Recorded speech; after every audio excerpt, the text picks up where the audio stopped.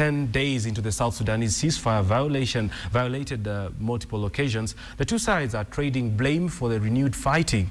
Just outside Bor, regular troops from the Sudan People's Liberation Army point to dozens of corpses littering the fields and scattered outside homes. Now, they claim that all the bodies, even those who appear to have sought shelter in the thatched homes, are the bodies of rebel fighters, and say the rebels violated the ceasefire 1 hour after the signing.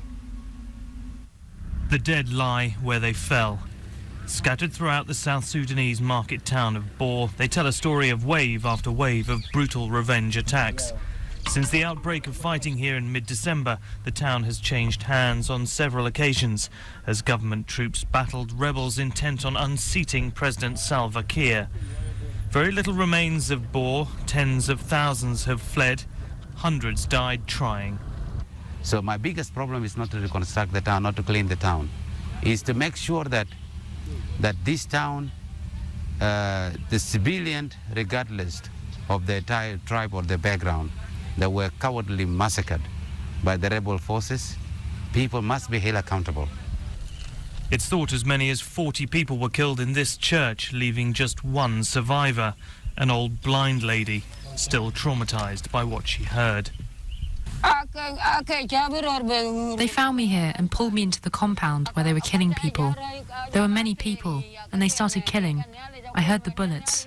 I think God saved me.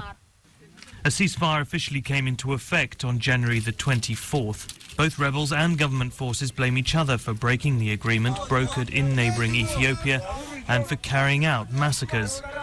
The United Nations and rights groups say both sides have committed atrocities on a large scale.